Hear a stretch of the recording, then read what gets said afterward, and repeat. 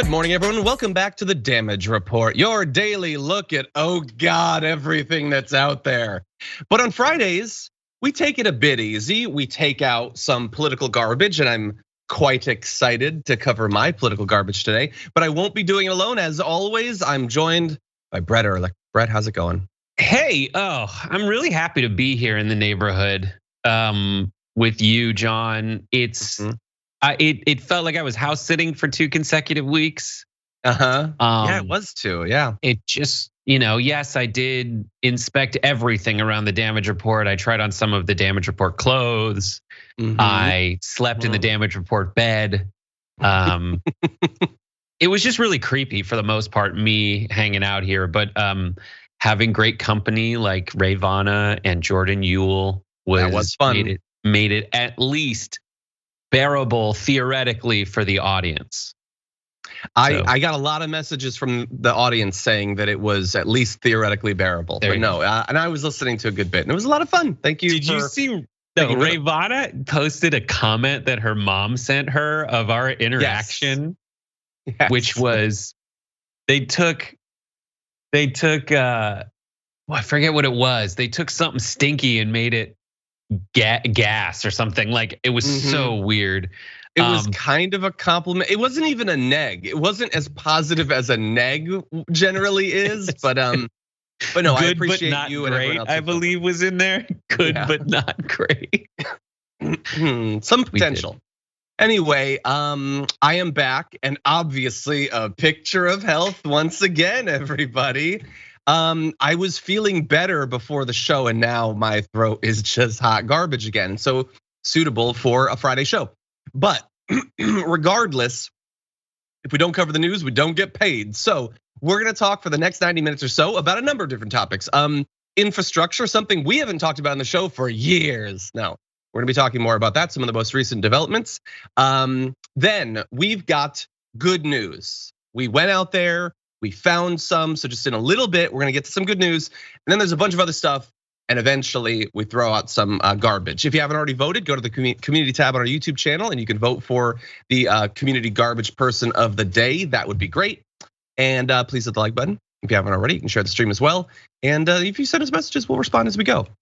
But with that said, Brett, are you ready to cover some news? I am ready, John. Thank you so much for asking this time. You have my full enthusiastic consent. Good, but not great. Thank you. It was goat piss, by the way. We took goat piss and made it gas, I believe. That's arguably better. Okay, we're not at the good news yet, everybody. So just hold on to your butts, but we are gonna start talking about some news. All last night, deep into the night, some political nerds with nothing better to do were waiting to see, are they gonna have a vote on the infrastructure bill? Pelosi had spent most of the day saying it's gonna happen. Josh Gottheimer is like, it's definitely gonna happen. And in the end, it did not happen. House Democrats delayed a planned vote yesterday on a major infrastructure package, heading home for the night after intra-party fighting hamstrung their ability to pass the legislation. That particular cover of it, like, who's to say who's responsible for this? Maybe there was a deal, maybe there wasn't a deal. But anyway, leaving the Capitol just after midnight, Ms. Pelosi told reporters, quote, "We're not trillions of dollars apart," although some would have you believe that is very much what is happening. And she vowed there will be a vote today. Well, coincidentally, today is today. And so maybe there will be a vote. Jen Psaki in the White House said a great deal of progress has been made this week and we are closer to an agreement than ever, but we are not there yet. And so we will need some additional time to finish the work. Starting tomorrow morning, first thing. Now, as I said in sort of the lead into this, there's a lot of like, is it gonna happen? Oh God, maybe there is. But the thing is, like the side that basically caused this to not happen, they didn't vote against it because they didn't have to. No vote was ever called. But the Congressional Progressive Caucus said and has been saying we're not gonna do it. Now that does not mean they were definitely going to stick to their guns. Okay, politicians often don't. They often lie or don't have the strength to actually do it. And we on the left aren't used to people who represent us actually following through with what they say they're going to do. But in this case, they did. And their leader in the House, Pramila Jayapal, said, nobody should be surprised that we are where we are because we've been telling you that for 3.5 months. And they actually meant it, at least so far. And we've moved past a much more substantive hurdle than a lot of the rhetorical stuff over the past few months. So Brett, what's your take on what happened yesterday and going into today? Some of the more hilarious and amazing things that happened at the end of the day last night were there were Susan Rice and White House aides were having these late night negotiations with Schumer to try to push Manchin in the right direction and maybe wrangle some folks. That is really the first time. Yesterday was the first time in this very obvious timeline that I saw at least some pressure being pushed on it. But Bernie Sanders was outside Schumer's office saying, this is stupid. You can't have these late night negotiations. We're definitely killing this thing. So it got into the wee hours of the night as people that represent progressive interests, which, by the way, it bears repeating, these interests aren't just niche progressive faves. These are faves by most of the country. Across the nation, this has a plus 40 favorability rating. And more than that, it's the Biden agenda. And so a lot of this stuff has been on the wall for the walls of DC's Capitol building for months and months. But what's so strange to me is watching these, I have now an antenna that I plug into my TV, so I get ABC, NBC, CBS, and the national news coverage of this is pretending all of this is new developments that happened last night. Instead of what you're saying, where we've been saying this for months and months, and why are they shocked? The only person who's changed really over all this time is Manchin, and his numbers aren't going up. They're actually going down, down, down. As you've been saying for months and months, and it's crazy that a Newsweek tweet went off on this yesterday. It went viral. The Newsweek was by the way, 4 months ago, or a few months ago, Manchin wanted a $4 trillion spending package.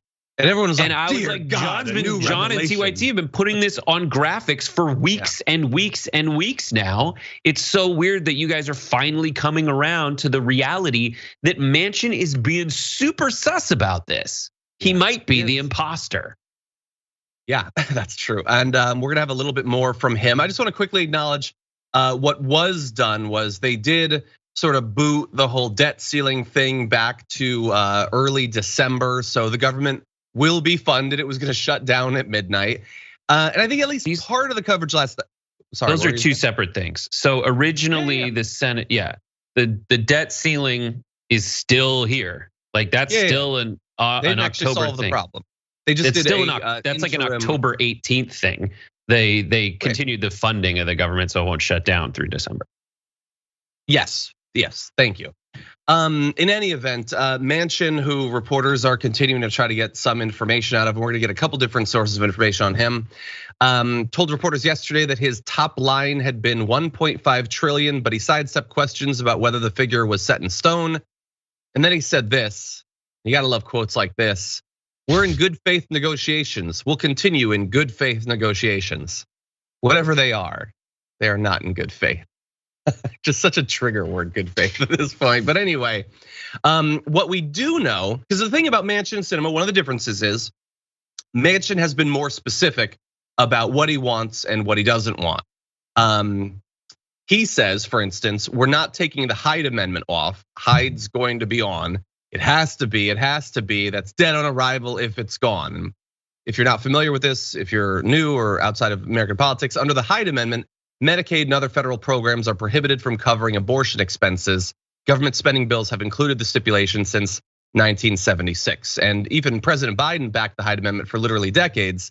But under pressure from progressives during the last presidential campaign, he did reverse that, and his own personal budget did not include Hyde language. But Manchin literally calls himself pro-life, and so he expects that to still be in there. But Bernie's not a real Democrat. It's the Hyde Amendment is one of the most toxic constitutional problems that people don't think is a toxic constitutional problem. It's basically saying like, I don't think that my tax money that is voted on in Congress essentially should go to stuff I don't want it to go to.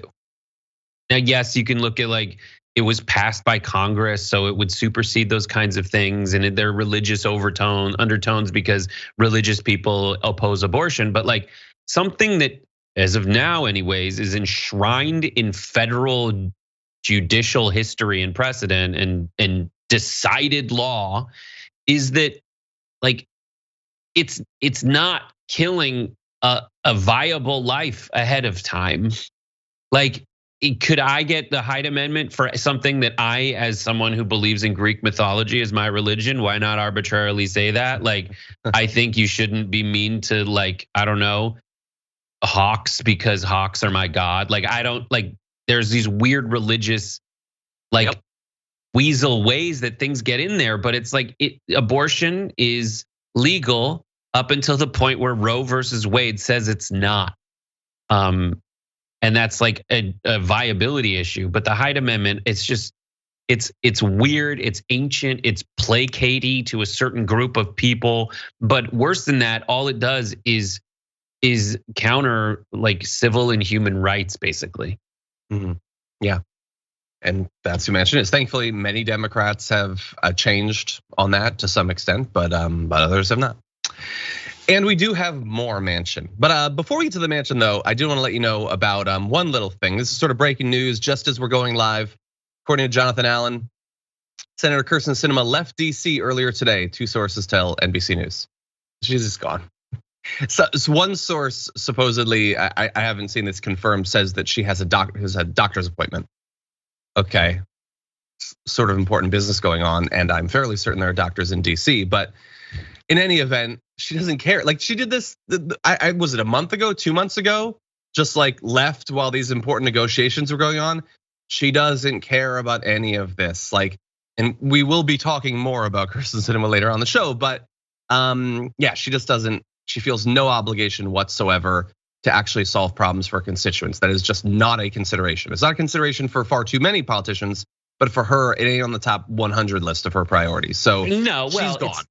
She had a pre-existing schedule because the new semester of her wine internship that she gets paid $1,100 for is starting back up again.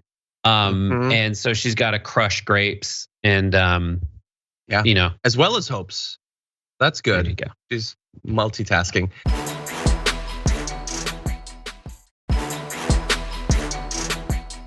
Anyway, let's talk now about Joe Manchin. Joe Manchin has a big problem with this massive reconciliation bill. It's fiscal insanity, he says. But as many people have pointed out, he has been supportive of a lot of government spending in the past. In fact, late yesterday, the Week's Ryan Cooper published a column pointing out that Manchin has voted for every single one of the military budgets of the last decade, 2011 through 2020, $9.1 trillion in total. And he would occasionally say like, there's some wasteful spending, or we gotta audit this or whatever. But you'll notice that he didn't drag out negotiations for 6 months over that. He didn't add a bunch of pay-fors to the military budget, like to make sure that we defray some of those costs. He may have had considerations, but they didn't affect the actual passage of the bill, and not in any way like they are when it comes to this domestic spending. So this is something a lot of people have been pointing out. The military spending cannot be questioned, is fairly automatic, and will always go up no matter what the state of America or the world is. Whether we're engaged in wars or not, it will always be going up. But like spending money on like the climate or something, like fiscal insanity. And we're gonna have some of his constituents bringing that argument to him. But what do you think about this, Brett?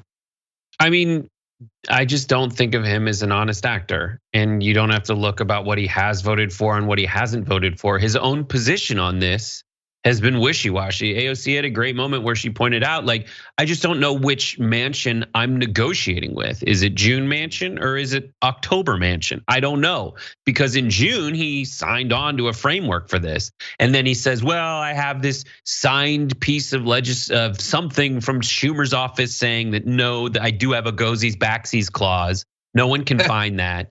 it's Joe Manchin being Joe Manchin. I just need someone to exert some kind of influence over this guy so that he does what he always does and crawls back in his hole, picks up his vote button and votes yes like he should.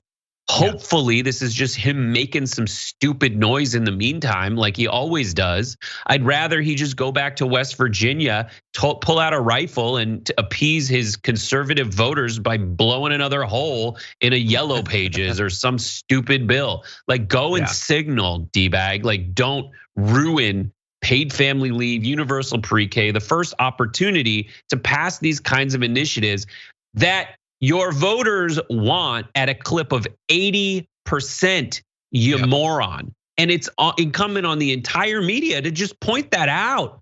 Ask the question, like what's happening?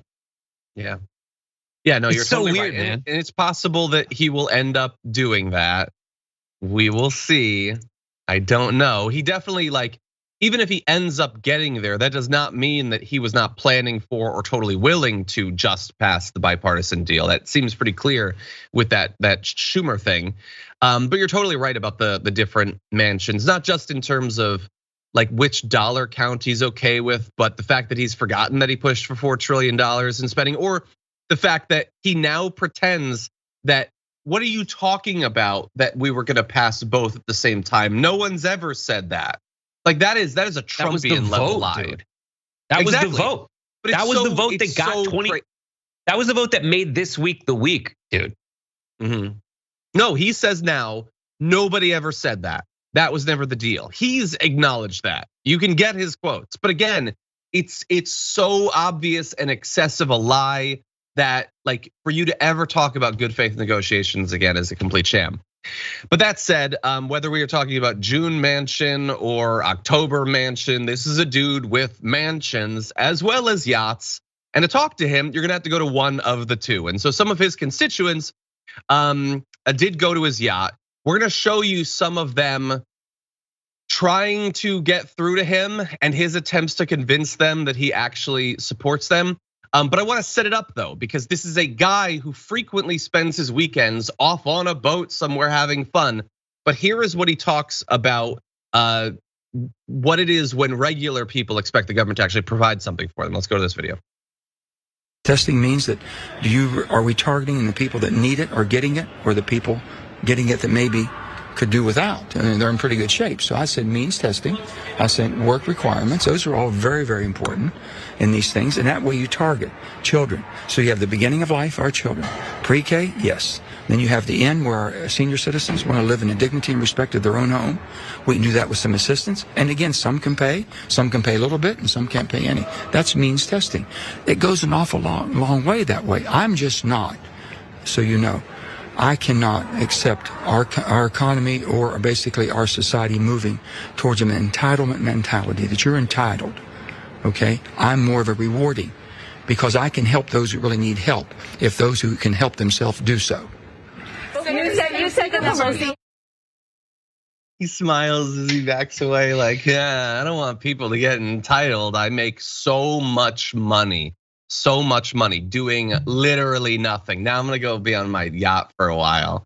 Everybody talk amongst yourself about me, but don't get entitled, all you poor people who desperately need help. And he represents a state with a lot of poverty, a state that, as Brett already pointed out, massively supports this bill. And there is seemingly no connection between what the people there want and what happens to him, or even their views of him. There seems like no, it's happened in Arizona. I haven't yet seen it from West Virginia, but that's very frustrating. So Brett, what do you think about this? Are you concerned about people becoming entitled? Well, it's the quote entitlement programs are the most popular programs in America. People like it, and you know why? A lot of them work. And you know what? If he has a problem with certain aspects of entitlement programs and he wants to make them cheaper and more economical, what he can do is get behind the part of this bill that allows us to negotiate drug prices for Medicare, because that's your tax dollars right now going towards something that is overpriced. There's your waste.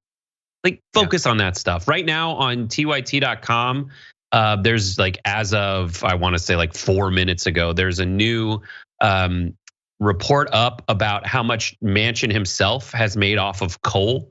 And in the last 10 years, it is, spoiler alert, $5 million in the last 10 years, $522,000 a year. Go read that full article. It tells you exactly that. And the reason I point that out is in terms of entitlement programs. One of I saw this tweet earlier, retweeted the video that you just played, retweeted with just a post saying Manchin got his first job from his dad. Yep. So he got a handout and he's used it. And you know what? He's using that to keep his whole family flush with cash. And there's been bailouts that his family, through essentially an entitlement program. Daily Poster's got an article about it. There's a whole flush of like government money that went to bailing out his entitled ass family, because America is so much more eager to listen to the moneyed interests that basically that show up with their handout first, and the only thing they give in exchange is not, I'm a human being, please respect me. That's what most people in America want. But instead they put a bunch of money in Manchin's coffers and then get a ton of cash in return. And usually you have to look at that donations. Yeah, and usually you have to look at that level of corruption. But with Manchin, like the money goes into his own pocket. It goes into his own family's pocket. Yep. You do best to change the subject, Brett. How dare you ask about those sorts of questions, those sorts of things.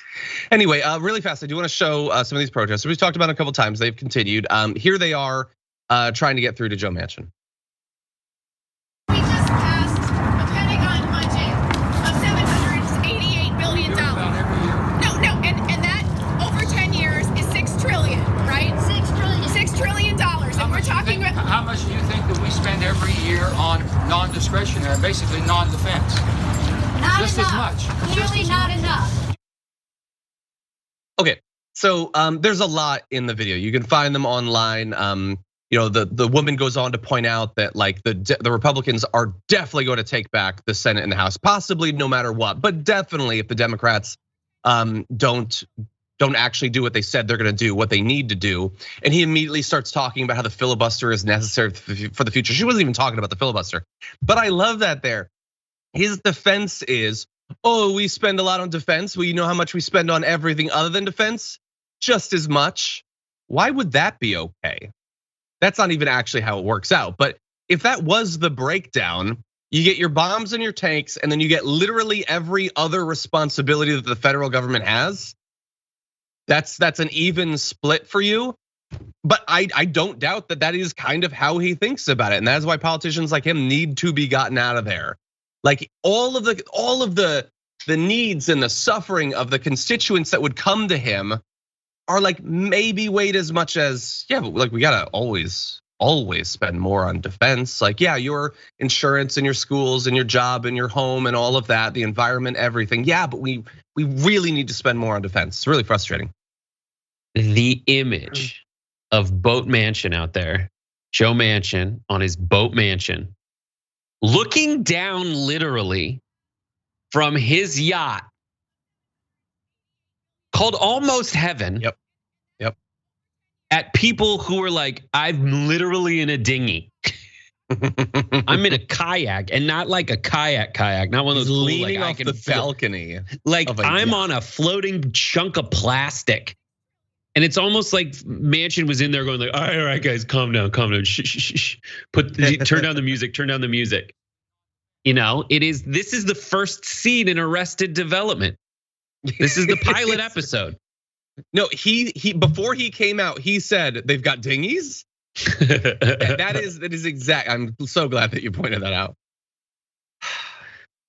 Joe Manchin. And he's the one out of the two that like maybe will finally go along after needlessly cutting out a bunch of stuff that would have really helped people. That'll be the effect he has. Like, shouldn't it be like the senators from like the really wealthy states should be doing that? He represents a lot of like dirt poor people, and his only effect is one of two things: either stopping everything or making it as weak and as slimmed down as possible in ways that stop it from helping the people he is actually there to represent. Incredibly frustrating. Anyway, we do have to go to our first break, but when we come back, we've got good news for you. I swear to God, I'll have it for you after this.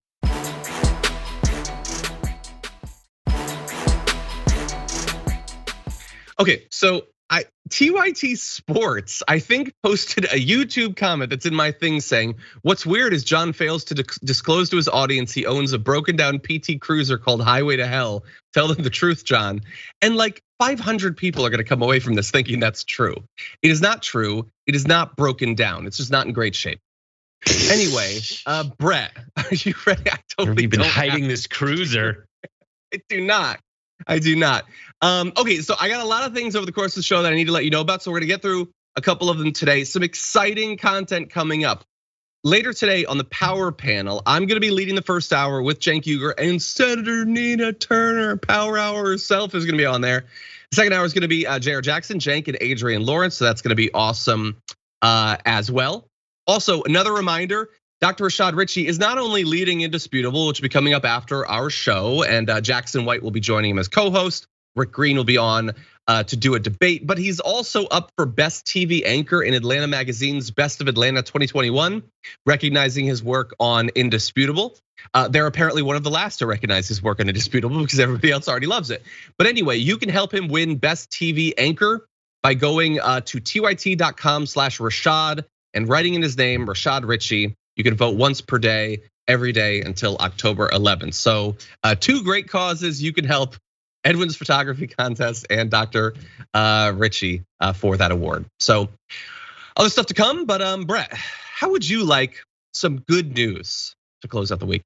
I love it. Oh, John. Oh my gosh. You appreciate good news. I didn't know there would be good news. And so now whereas before I was not super jazzed, now the jazziness is, now I feel like jazz. You say that, yeah, it's there. Your mouth says jazz and your fingers say it louder. They can't. Anyway, okay. With that, you know what? Let's talk about some good news. Most of the news is pretty dark, so we decided to find some good news and a couple different categories. So first of all, good news for the city of Brooklyn Center, Minnesota, and those of us who want the even limited reform to police departments that it is possible to get in 2021. So this is the suburb of Minneapolis, where not long ago, black motorist Dante Wright was killed by an officer in a traffic stop. And so what Brooklyn Center has done is officers are now instructed to release people who are cited for low-level crimes and can only take them into custody if required by law, which would include cases of felonies or if someone poses a threat to themselves, the public, or to property. The policy also requires officers to attempt to de-escalate situations. The fact that that's a reform, I'm gonna not focus too much on because this is a good news block, but now they have to de-escalate, so that's good news. Marquita Butler is a member of the city council, says many people of color, particularly black men, carry trauma from an experience or many when being pulled over by the police. This policy is important and needed to ensure we don't have any more deaths as a result of minor traffic infractions. So at least for this area, it is going to stop some of the needless escalations that can lead to violence, including deadly violence against the people that police have stopped. So that's good news. It is good news. Exactly, like I had the same reaction, which is like, okay, guys, now we're gonna be decent. Now we're gonna do that thing whereas like, you know how before we would escalate situations and it was chill? Before people would just be like eating cereal and we like, put down that utensil, some utensils are knives. Then we just start shooting. Yes. And like the thing where it's funny because everybody in the criminal justice system knows that like for whatever reason, like overcrowded prisons and detention facilities are an enormous problem. I like seeing codes like this. Yeah, I like seeing codes like this that are like, yes, only if we need to lock the person up will we lock the person up. And yes, we should probably try not to escalate situations. Great, we're here. I feel like we spent a lot of time. when you get a yes, walk away. So good job, thank you. Walking away. Take the W, okay? No. But that's not the only good news we've got. We've also got good news for California. We've got good news for your former spot, Manhattan Beach, and good news for those of you who, similar to our first story, are desperate for some sort of racial justice, even if only sort of fixing a needless, long-standing, decades-long racial injustice, and that is that in California, Governor Gavin Newsom has authorized the return of property known as Bruce's Beach to the descendants of a black couple that had been run out of Manhattan Beach almost a century ago. There's a Senate Bill 796 was signed just yesterday, says the land in the city of Manhattan Beach, which was wrongfully taken from Willa and Charles Bruce, shall be returned to their living descendants. And it is in the public interest of the state of California, the county of Los Angeles, the city of Manhattan Beach, and the people of the state of California to do so. This is a story that people have been talking about very recently, although it's a story that goes back, like we said, about a century. Way back to in 1912, when Willa Bruce purchased this land for $1,225, the first of two lots along the Strand between 26th and 27th Streets. Many refer to the area as Bruce's Beach, and a few more black families drawn to this new community bought and built their own cottages by the sea. Which, if you know anything about, I was gonna say Manhattan Beach or California, but basically America in 1912 faced the sort of thing that you would expect. Years of threats, harassment from white neighbors. The Ku Klux Klan set fire to a mattress under the main deck and torched a home nearby. When that failed to cause the black landowners to leave, city officials in 1924 condemned the neighborhood and seized more than 24 properties through eminent domain, saying, "We urgently need a public park." Well, finally, after decades and decades and decades and decades, they've finally given the land back. I want to interject. We need a public park. Bruce's Beach is near the beach. Like, it goes down to the beach. There is a lifeguard station at the bottom of Bruce's Beach because next to it is the biggest public park of all, the frickin' ocean. The beach, a big, beautiful beach that goes from miles north, from miles south. That is just Brett, a lie. So you know more about this area and perhaps about the story than me. So are you implying that that wasn't the reason?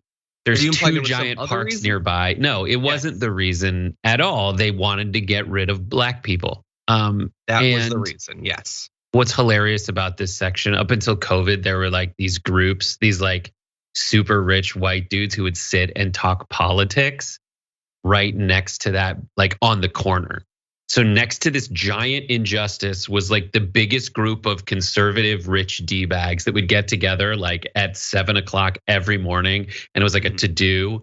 So just that juxtaposition of injustice and like guys who have already crossed the finish line and are like in the promised land, like complaining about stuff they shouldn't be complaining about. Since then, the guy who lived there has moved down the street and has like a bunch of recall Newsom signs all over the front of his house. So he lost his Bruce's Beach and he just lost his recall election.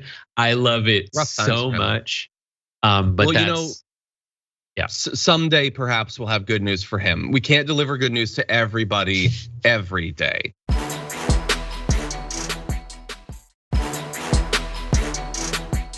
And so far we've had a couple pieces of good news, but we have special good news for one individual. Good news for Mike Lindell, MyPillow himself. His ads are once again allowed to be played on Fox News, which is a boon for him. He had a falling out with Fox back in July, claiming the network would not air a commercial promoting his 3-day cyber symposium about the 2020 election being stolen. Man, that symposium was something. At the time, he had said, "Shame on Fox News, shame on them." When I was told they wouldn't run the ad, I said to cut off advertising on Fox immediately and indefinitely. But apparently they have come to some sort of understanding, allowing his amazing merchandise to once again be put on air. We want to give an example of it. On Thursday afternoon, a MyPillow ad highlighting the best prices ever aired on Fox News, with Lindell showcasing a $99 bundle offer that includes his book, which he wrote, and 5 pillows featuring biblical images. And here are the pillows. don't you just want to have those all over your living room? Isn't that great? Here's what's hilarious about this. So 2 weeks ago, he was hawking these pillows with Jim Baker. And the price tag for that was $100, like flat for $100 donation. You get just the 5 pillows. So now he's adding his own. It's not just the 5. Yeah, he's adding his book into it. So to convince you, in effect, to take his book off his hands, he's knocking the price off because it's not $100, it's $99. He's caught, and it's like 98.98 or something like that. He's done knocking $1.02 off. Take my book, please take my book. By the way, Orpheus pointed out in the Twitch chat, says these look like Lion King knockoffs. That is exactly what I thought the first time I saw them. They 100% look like Lion King knockoffs. Right, the line, yeah, it's like the version that they release at the same time, but like on VHS first. Like at the time, oh my! So I remember being in a Tower Records when a grandma was like, "Oh, King Kong's already out," and it says like King Korg, and she just didn't read it close enough, and it was like, it's so good. But the video where the actual ad itself is fantastic because he's like, cancel culture almost canceled me into oblivion, and so you could uncancel me with these pillows. So good. I am not. Like, I don't care how much you care about cancel culture. You don't choose pillows based on it. That doesn't make any sense. But the fact that the ad is back on Fox News means that they've accepted Mike Pillow back into the fold. And it's hilarious that the only way they'll do that is if he clings to the message that they've been spreading, which is freaking cancel culture. So it's still not okay to do like the whatever, but you haven't been canceled if you're back on Fox News. 100%. And also your narrative on you being canceled is that Fox News canceled you because you were spreading the truth about the election. So which is, and by the way, they just canceled Rudy Giuliani. So are you fine with that, Mike Pillow? You're okay with that cancellation? So anyway, I guess he's gonna be back. And look, he's back, which means they've smoothed things over. He's okay with the cancel culture. They've apparently convinced him, I guess, not to talk about how the election was stolen too specifically. The dude just needs to get with it. Stop with the election stuff. Start with the anti-vax stuff. That is the grift of choice this year. It's so big, it's beyond just the right now. Why won't he focus on that? But anyway, Mike, this is good news for Mike Pillow. This is good news for Fox News. Presumably bad news for Newsmax and OAN, I guess. But not everybody gets to be in our good news segment every week. Anyway, any other good news, Brett? No. You got nothing? Wonderful. Okay, well, we've got actually kind of good news for one of the worst people in America, the governor of a state. That'll be coming up after this break, but we do have to go for a few. We're gonna read some of your comments and we'll be back with more news after this.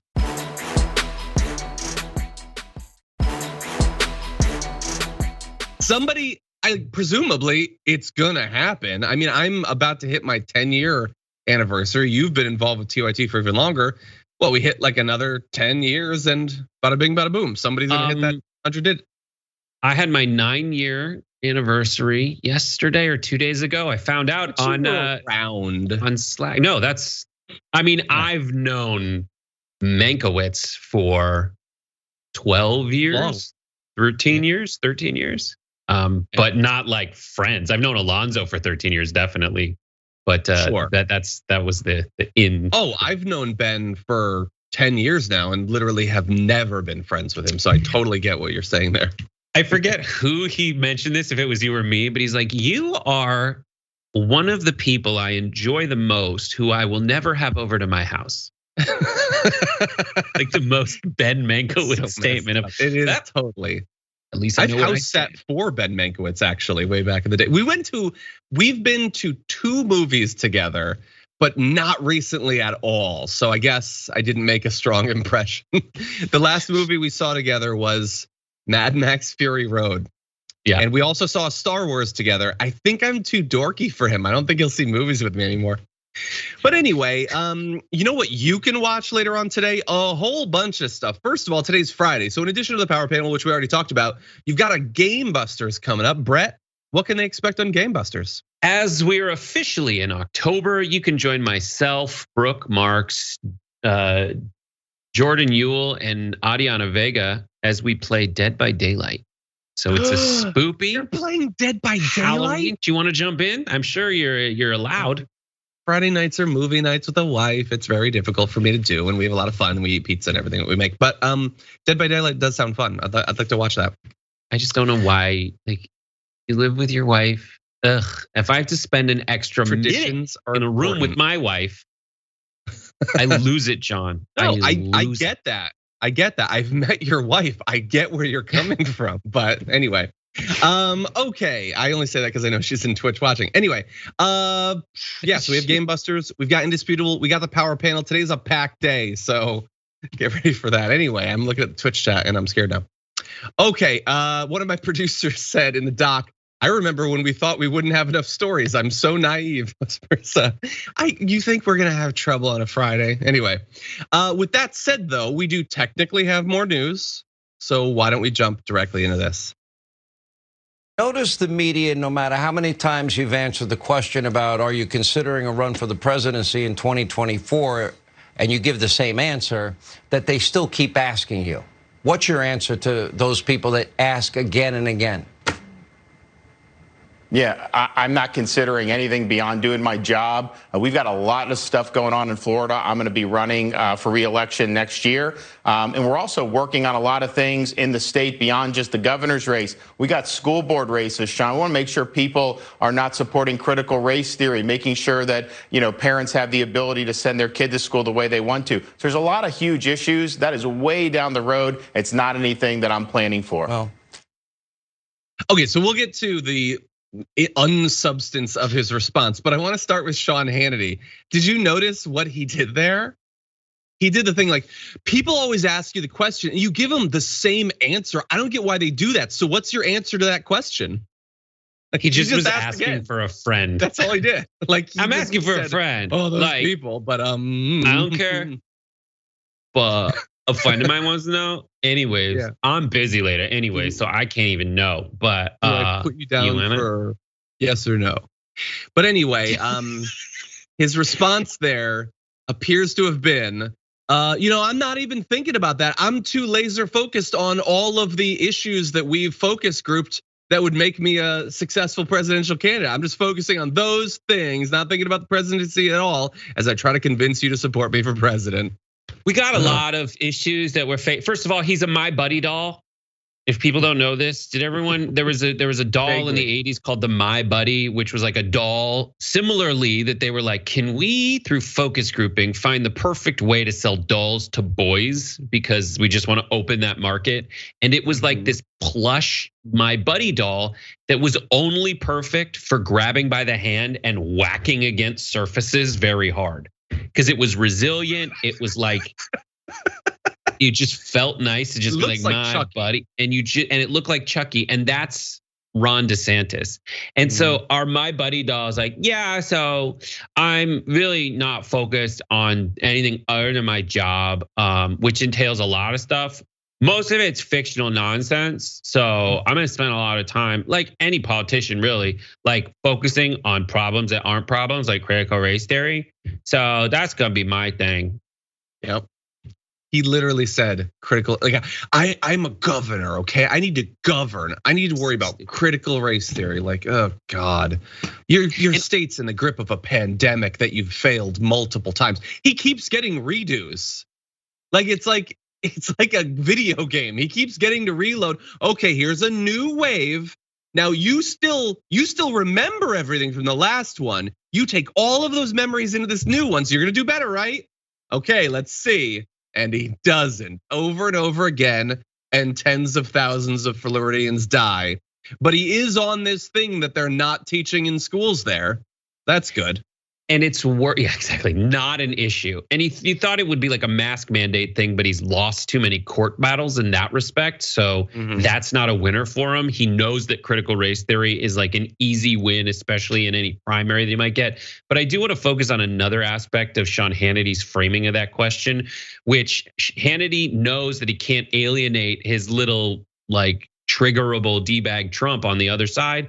So he has to also ask that question that way. That's not like, if it was Trump, he'd be like, we all want to know if you're going to run because we need you to run. We want you to run. The America's better if you're involved in this conversation. Yes. But he doesn't want to trigger Trump's animus by asking for right. DeSantis to run. I don't care. I don't. Other people want to know. I don't want to say that I care. He wants DeSantis to like him if DeSantis ends up being the guy, and if it's still Trump, he needs that plausible deniability. You're totally right, and I totally missed that. Now, how is this strategy working from DeSantis? We will have that in one moment, but I want to build up the tension and frustrate my producers. So before we do that, Brett, you mentioned My Buddy. Do you remember? So after they made the My Buddy to try to sell dolls to boys, do you remember the female version of it that they made? Kid sister, kid sister. She's the female version of My Buddy. It's like which a means copy she's a doll of a copy. So weird. I remember those ads. That was the Cars for Kids of the mid to late 80s, I guess.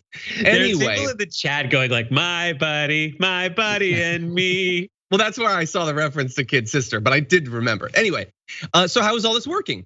I mean, Ron DeSantis substantively, he's been faced with actual crises and he has failed time and again, enthusiastically.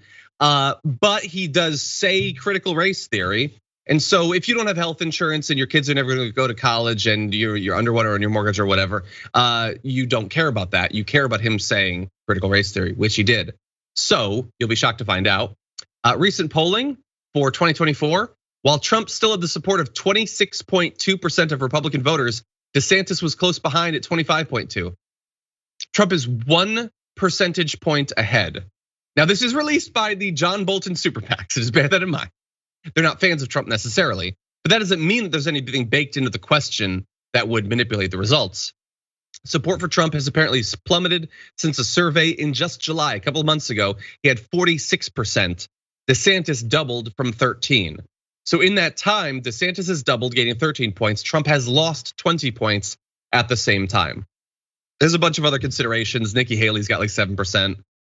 Chris Christie's got 6 or whatever, something like that. But this is, look, I might question the John Bolton part of this, Brett, but I have seen other polls implying that support for Trump very much has been declining throughout this year. And I don't know if it's like they say it might be Afghanistan, like his decision to pull us out of there or whatever, but it might also just be he's out of the public spotlight. He doesn't have Twitter. People aren't thinking about him, but they are seeing DeSantis and others. What do you think? Yeah, so Trump has a couple cool stories. One is back when Trump was mentioning that you should probably go get my vaccine, he got booed. And then he has since like reevaluated his position. You need your freedoms. You gotta have your freedoms. Yeah, he taught DeSantis all these moves, and DeSantis, who is much likely smarter, like but less talented. So you've got like the more disciplined, more of a workhorse. You know, he doesn't have the talent, but he does have the discipline to execute on these things. He you know, some people say talent is something that you're born with, and other people say talent is just knowing what to steal. And so Ron DeSantis's talent is knowing what to steal, and Trump's talent is figuring out kinds of messaging that works on the group. And DeSantis is just stealing that from him. But another story is one that we're not doing on the main show tonight. But it's the story of this Afghanistan veteran who is mad at Biden, and then Trump world swooped in and raised a bunch of money for him. And he's like, don't worry, I hate you too. And MAGA world is still all about this guy. So well, that's a story on Vice you can check out, but it's amazing. Awesome. Anyway, we'll keep an eye on this. It really does look like there could end up being a battle between these two, but DeSantis is also a weenie, so maybe not. In any event, that is going to be about all the time that we have for our first hour. So if you've been watching on one of our linear apps, thank you very much for that. But if you're on Twitch or if you're on YouTube, we do still have a lot of news to get through, including the bad news part of our show. Bad news for Alex Jones. So enjoy your Friday Schadenfreude. We might have to make that a thing. And we've also got some garbage to throw away. So the garbage people of the week, we'll be breaking that down as well as other news after this.